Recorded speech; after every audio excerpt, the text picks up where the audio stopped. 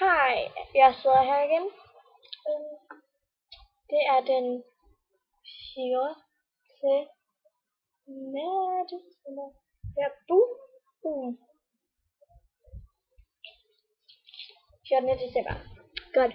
Det vi skal tale om, det kan jeg faktisk ikke huske. Okay. Det vi skal tale om, det er om ringe. Fordi at jeg har nogle spændingsringe, og jeg synes, de er helt vildt flotte. Men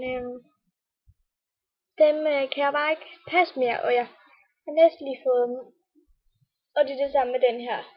Den her, den skal gøres større, fordi at den skal på til min konfirmation, som er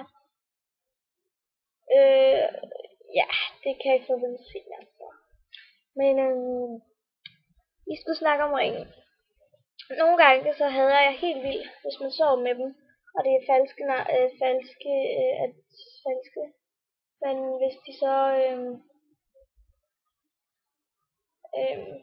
de har rundt omkring, at hvis man sover med den, og det bliver helt blåt hele vejen rundt om, der hvor ringen har siddet, det er det jeg virkelig hader.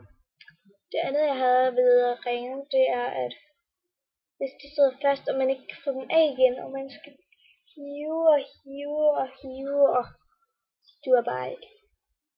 Så ja. Tredje, og eller sidste, kan man godt kalde det, fordi der kommer noget mere lige om lidt. Men det er den tredje ting, jeg hader ved ringen. Det er, hvis man næsten lige har købt noget, man ikke kan passe den, og man skal bruge nogle flere penge på at få den lavet ekstra større, og ja, det er bare noget, jeg hader, især op til ens konfirmation. Det er ikke særlig godt, så nej, men den femte, der handler det om armbånd. Så yeah. Hej og glædelig 14. december. Så yeah.